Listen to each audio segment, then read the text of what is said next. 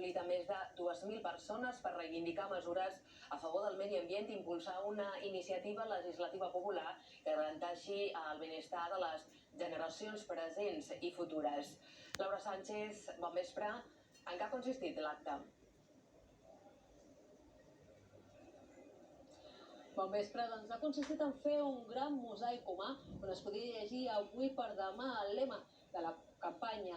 Com dèieu, hi han participat més de 2.000 persones, de vers 700 duien papers pintats de color rosa per fer-hi precisament aquestes lletres, la resta duien cartolines blanques o simplement s'hi han adherit, han participat, s'han sumat a aquest gran mosaic humà. És una iniciativa del GO, però s'hi han adherit també altres plataformes que es volen sumar a aquesta iniciativa, que el que pretén, com dèiem, és beneficiar el medi ambient, prendre mesures perquè tot vagi millor, perquè ens diuen que moltes de les coses que es van aconseguir durant la pandèmia s'estan perdent. Hi ha projectes que no són gens beneficiosos, com per exemple l'ampliació de l'aeroport de Palma o algun tipus de turisme que arriba a les Balears. No tot han sigut reivindicacions, també hi ha hagut festa, música, folklore i molt ambient que han passat aquí molts amics i famílies.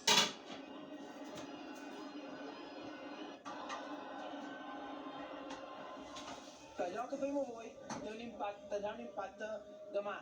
I per tant no podem perdre temps, hem de canviar la manera de relacionar-nos amb la natura, hem de canviar el model turístic, d'explotació monocultiu turístic de les Illes Balears. Trob que ha d'haver més implicació i trob que no ha de res de la pandèmia. Sí, està clar que sí, ja ho crec. Demanàvem que acceptin aquesta ILP per poder protegir-nos a nosaltres i a les generacions futures.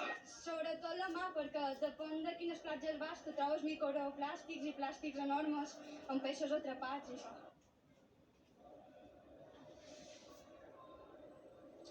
Durant aquest acte també s'han recollit signatures per aconseguir que s'aprovi una llei que situaria les Balears com a referent a tot l'Estat, sent conscient dels errors del passat per prevenir el futur.